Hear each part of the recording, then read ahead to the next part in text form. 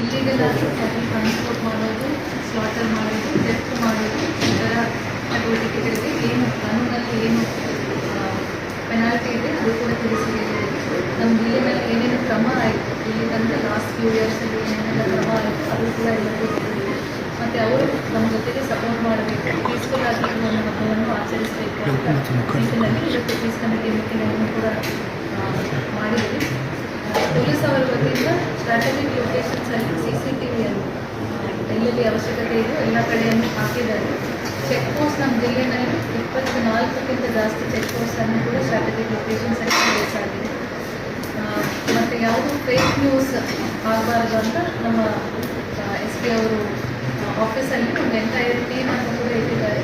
ನಮ್ಮ news paper ಇರ್ಬೋದು, media ಇರ್ಬೋದು, ಸೋಷಿಯಲ್ ಮೀಡಿಯಾ ಇರ್ಬೋದು, ಯಾವುದಾದ್ರೂ ಫೇಕ್ ನ್ಯೂಸ್ ಬಂದಿದೆ ಅಂದರೆ ಅದು ಇಮಿಡಿಯೇಟ್ಲಿ ಸ್ಟಾಪ್ ಮಾಡಬೇಕು ಮತ್ತು ಕಾನೂನು ಪ್ರಕಾರ ಆ್ಯಕ್ಷನ್ ತಗೊಳ್ಳುವ ವ್ಯವಸ್ಥೆಯನ್ನು ಕೂಡ ನಮ್ಮ ಕಡೆಯಿಂದ ಆಗುತ್ತೆ. ಮತ್ತು ಪೊಲೀಸ್ ಇಂಟೆಲಿಜೆನ್ಸಿಂದ ನಮ್ಗೆ ಕಂಟಿನ್ಯೂಸ್ ಆಗಿ ಇನ್ಫಾರ್ಮೇಷನ್ ಬರ್ತಾ ಇದೆ.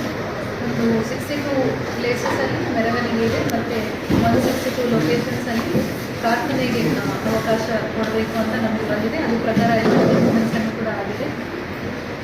4 ಡೇಸ್ಗೆ ಪೊಲೀಸ್ ಬಂದೋಬಸ್ತನ್ನು ಕೂಡ ಮಾಡಿದ್ದಾರೆ. ಎಲ್ಲೆಲ್ಲಿ ಎಷ್ಟು ಅವಶ್ಯಕತೆ ಇದೆಯೋ ಅದಕ್ಕಿಂತ ಜಾಸ್ತಿ ಪೊಲೀಸ್ ಡಿಪಾರ್ಟ್ಮೆಂಟನ್ನು ನಮ್ಮ ಜಿಲ್ಲೆಯಲ್ಲಿ ಮಾಡಿದ್ದೀವಿ. ನಮ್ಮ